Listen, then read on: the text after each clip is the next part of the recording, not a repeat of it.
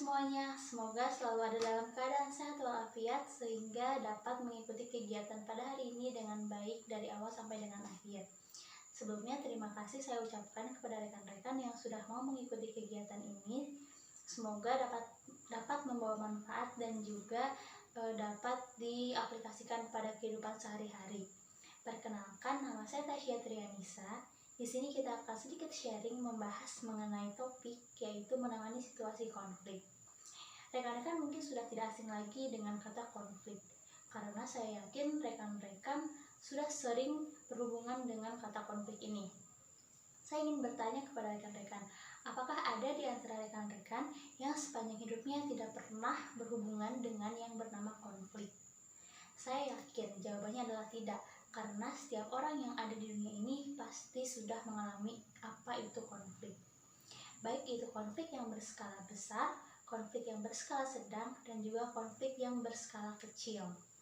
Jika dilihat dari Kamus Besar Bahasa Indonesia, konflik memiliki arti yaitu pertentangan, percekcokan, dan juga perselisihan. Nah, melihat pengertian dari ahli yaitu Sel Sumarjan dan juga Sulaiman Sumardi, konflik merupakan bentuk interaksi sosial yang terjadi akibat adanya ketegangan yang terjadi antara satu pihak dengan pihak yang lainnya. Jika dilihat dari jenisnya, konflik terdiri dari 5 jenis. Yang pertama yaitu adalah konflik interpersonal. Konflik interpersonal merupakan konflik yang terjadi antara diri kita dengan orang lain. Hal ini biasanya terjadi karena adanya perbedaan seperti status, jabatan, dan juga pekerjaan. Contoh kecil dari konflik interpersonal yaitu adalah perbedaan pendapat yang terjadi antara dua orang. Hal ini sebetulnya bisa menimbulkan sebuah konflik yang negatif ataupun juga konflik yang positif. Konflik yang positif ini merupakan konflik yang justru dari perbedaan pendapat ini bisa menimbulkan sebuah pendapat yang lebih baik karena berasal dari dua sumber kepala. Yang kedua yaitu adalah konflik intrapersonal. Konflik intrapersonal merupakan konflik yang terjadi dengan diri kita sendiri. Hal ini bisa dikarenakan faktor emosi dan lain sebagainya. Contoh kecil dari konflik ini yaitu adalah misalkan seperti rasa malas ataupun ketika kita memiliki temperamen yaitu pemarah. Hal ini bisa menjadi konflik karena ketika kita berada di lingkungan sosial, berinteraksi dengan orang lain, hal ini akan menjadi konflik yang justru negatif ketika kita tidak bisa menyesuaikan dengan keadaan yang di sekitar. Nah, untuk yang ketiga yaitu adalah konflik antara individu dengan kelompok.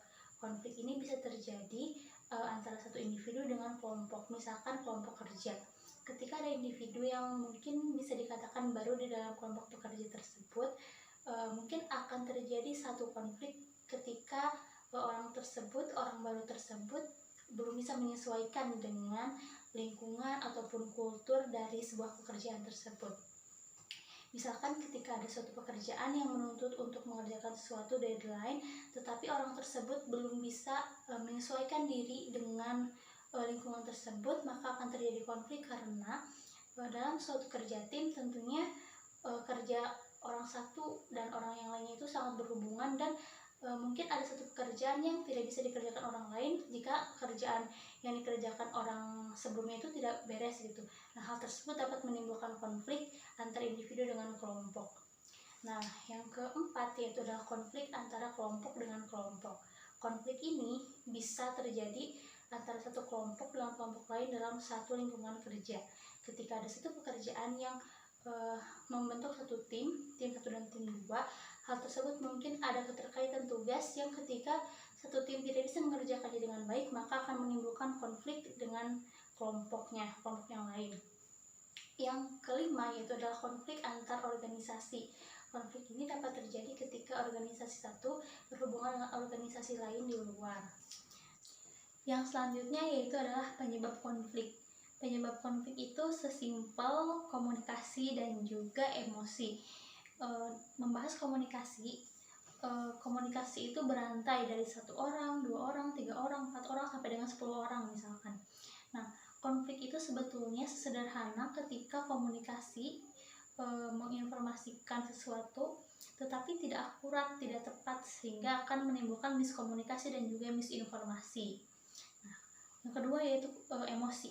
Emosi merupakan hal yang tidak bisa dihindari karena setiap orang mungkin memiliki emosi sendiri-sendiri.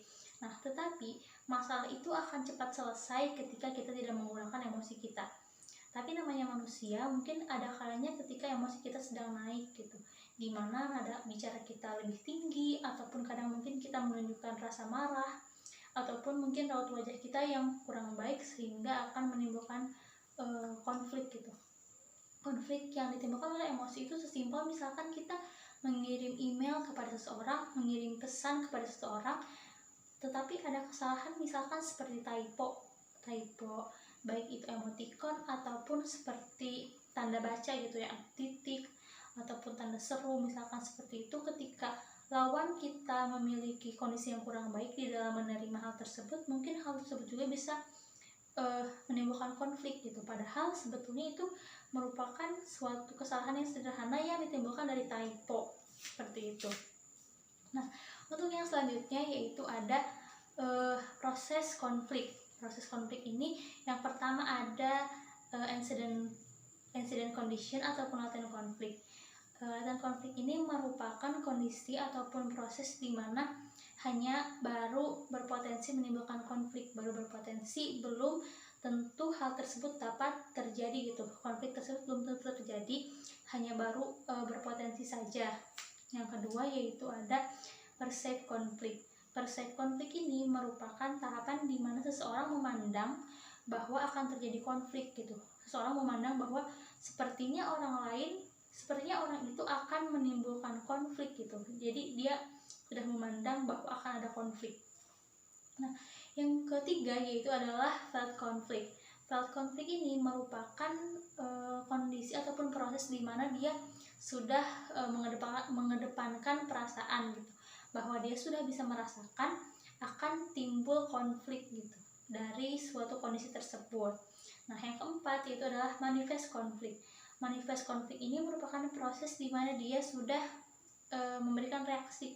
Ketika sudah memberikan reaksi, otomatis konfliknya sudah terjadi gitu. Reaksi ini bisa berupa reaksi negatif seperti misalkan marah, kesal, ataupun mungkin dan lain sebagainya, ataupun bisa juga reaksi yang positif seperti ketika dia menghadapi suatu konflik, dia bisa masih bersikap tenang di dalam menghadapi konflik tersebut. Yang kelima yaitu adalah resolution konflik, di mana ini merupakan tahapan di sini dia sudah bisa mencari solusi untuk sebuah konflik, penyelesaiannya bagaimana dengan pendekatan dan juga metode-metode. Yang keenam yaitu adalah konflik alternatif. Di sini masih ada kelanjutan dari konflik dari tahapan sebelumnya. Situasinya sudah diselesaikan, konfliknya sudah diselesaikan, tapi ini mungkin dapat menimbulkan adanya ketika solusinya dianggap memuaskan, ini akan dapat menimbulkan hal-hal positif seperti mungkin hubungan antara orang-orang yang ada di dalam konflik tersebut menjadi lebih baik. Tapi ketika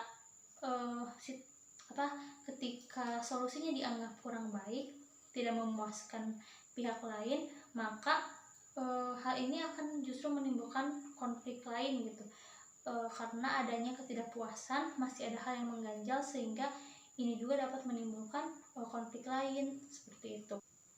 Selanjutnya yaitu strategi menghadapi konflik. Yang pertama yaitu adalah menghindar. Yang dimaksud menghindar di sini bukan berarti kita lepas tangan pada setiap konflik yang terjadi, tetapi ada kalanya kita boleh saja sedikit mengalah dulu, sedikit menjauh dulu dari sebuah konflik, dan kita dapat mencari solusi dulu untuk menenangkan diri, mencari solusi sehingga ketika kita kembali lagi kepada suatu konflik, kita sudah ada dalam kondisi yang lebih tenang dan dapat memberikan solusi terbaik, tidak memberikan solusi dalam keadaan emosi dan terburu-buru seperti itu. Terus yang kedua yaitu adalah strategi kolaborasi. Strategi kolaborasi ini merupakan salah satu metode yang terbaik karena setiap orang yang terlibat di dalam konflik tersebut dapat menyampaikan pendapatnya, dapat mendengarkan pendapat orang lain, dan juga dapat mencari solusi terbaik bersama-sama. Yang ketiga yaitu adalah kompromi. Kompromi ini merupakan metode yang kita mencari solusi terbaik yang dianggap paling adil gitu. Kita mencari solusi yang dianggap paling adil oleh semua orang, meskipun mungkin ada saja orang yang kurang setuju dengan pendapat ataupun solusi yang diambil. Yang keempat yaitu akomodasi. Strategi ini merupakan strategi yang seseorang itu lebih menyerahkan kepada orang lain gitu untuk mencarikan solusinya, karena dia menganggap bahwa dia menerima kesalahannya, dia juga ingin mencari kedamaian, jadi tidak terlalu ingin ikut campur dan menyerahkan saja kepada orang lain gitu untuk mencarikan solusi terbaiknya. Dan dia juga merasa tidak terlalu memiliki kepentingan di dalam konflik tersebut gitu, jadi dia lebih melepaskan dan dia menyerahkan kepada orang lain gitu bagaimana solusi terbaiknya. Nah, mungkin teman-teman bertanya-tanya, apa sih dampak yang dapat ditimbulkan dari sebuah konflik? Sebetulnya konflik itu akan terjadi kepada semua orang, dan dampaknya, dampak paling buruk dari sebuah konflik itu adalah mental health kita ataupun kesehatan mental kita. Bagaimana bisa konflik dapat berdampak buruk terhadap kesehatan mental kita? Nah, setiap orang pasti memiliki sebuah konflik, tetapi tidak dapat dipungkiri juga bahwa setiap orang itu memiliki mental yang berbeda-beda di dalam menghadapi sebuah masalah. Ada orang yang mungkin tenang-tenang saja ketika dia memiliki konflik, ada juga orang yang mungkin overthinking ataupun memikirkan hal-hal tersebut itu dengan berlebihan gitu, sehingga hal tersebut dapat mempengaruhi kesehatan mentalnya. Nah, dalam sebuah kasus mungkin bisa jadi ketika orang tersebut memiliki konflik dengan rekan kerjanya, dia jadi kehilangan performa bekerjanya, dia jadi kehilangan produktivitas di dalam bekerjanya, sehingga mungkin dia jadi terlalu kepikiran, dia tidak bisa bergaul lagi dengan rekan kerjanya, dia merasa tidak nyaman di dalam lingkungan pekerjaannya, sehingga hal terburuk dia mungkin bisa resign dari pekerjaan tersebut. Padahal mungkin gajinya sudah baik, sudah bagus, sudah mencukupi, tetapi ketika mentalnya tidak kuat, dia memutuskan untuk resign gitu, padahal bisa jadi pekerjaan tersebut itu pekerjaan yang baik gitu untuk dirinya. Setelah barusan kita mengetahui dampak dari sebuah konflik, tentunya kita juga harus mengetahui tips apa saja yang dapat kita gunakan untuk kita bertahan di dalam menghadapi konflik di tempat kerja. Yang pertama yaitu adalah kita harus menghadapi konflik. Kenapa kita harus menghadapi konflik? Karena konflik ada untuk dihadapi gitu. Jangan hanya ketika kita mendapati sebuah konflik kita sibuk mencari kesalahan gitu, kita sibuk mencari siapa yang menyebabkan konflik tersebut gitu. Bukan hal itu yang harus dicari, tetapi kita harus dapat mencari solusi dari sebuah konflik. Jangan dihindari tetapi harus dihadapi. Yang kedua yaitu adalah jangan memutuskan sesuatu ketika kita sedang emosi atau sedang marah, karena sesuatu yang diputuskan ketika kita sedang emosi itu akan menimbulkan hal yang kurang baik. Sehingga jika kita menghadapi sebuah konflik dan kita merasakan emosi, maka kita boleh untuk menghindar dulu sebentar untuk mencari solusi terbaik. Mungkin kita bisa healing dulu, ataupun kita mungkin bisa menjauh dulu dari hal-hal tersebut, sehingga ketika kita kembali kita bisa menunjukkan sebuah situasi ataupun kita bisa menunjukkan sebuah solusi yang baik dan menguntungkan semua pihak gitu, tidak diambil keputusan ketika kita marah. Selanjutnya itu adalah kendalikan respon. Kendalikan respon di sini seperti tadi, yaitu kita harus dapat menyesuaikan respon kita gitu. Jangan ketika kita dihadapkan suatu konflik, respon kita malah buruk gitu. Padahal tidak semua konflik itu dapat menimbulkan hal-hal yang negatif gitu. Tapi ada juga konflik yang bisa menimbulkan hal positif dan bisa justru menambah kekeluargaan yang lebih erat gitu. Ketika respon kita baik, maka kita akan mendapatkan hal tersebut gitu. Tapi ketika respon kita buruk, maka akan memperkeruh konflik tersebut gitu. Jadi ketika kita menghadapi konflik, ya kita harus dapat menyesuaikan respon kita. Jangan sampai respon kita justru malah buruk terhadap hal tersebut, tetapi sebisa mungkin kita menyesuaikan respon kita sebaik mungkin agar konflik tersebut tidak bertambah buruk dan justru dapat menimbulkan hal-hal yang baik lainnya.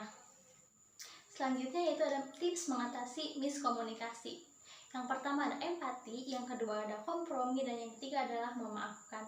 Setiap orang pasti akan selalu saja memiliki ataupun menimbulkan sebuah masalah gitu. Pasti semua orang akan merasakan hal tersebut, tetapi itu hanya berbicara soal waktu saja, giliran gitu. Setiap orang pasti akan menimbulkan masalah, tapi itu soal waktu gitu. Jadi ketika ada seseorang yang menimbulkan masalah, baik itu miskomunikasi ataupun hal lainnya, ya kita harus bisa berkompromi dengan orang tersebut, harus bisa memaafkan, karena ya kita juga pasti akan ada di posisi tersebut gitu. Jangan kita terlalu menyalahkan orang itu sehingga menimbulkan konflik yang lebih berat. Nah, mungkin sekian sharing kita kali ini. Kesimpulannya, setiap konflik yang ada dalam kehidupan sehari-hari haruslah kita hadapi dengan baik. Kita harus dapat memberikan respon yang baik agar konflik yang ada tidak bertambah buruk, tetapi bisa kita rubah menjadi sesuatu yang lebih baik dan positif. Nah, mungkin jika nanti ada pertanyaan, kita bisa sharing lagi. Untuk sekarang mohon maaf apabila banyak kesalahan. Saya ucapkan terima kasih karena rekan-rekan sudah mau bergabung pada kegiatan hari ini. Wabillahi taufiq wal hidayah. Wassalamualaikum warahmatullahi wabarakatuh. Terima kasih.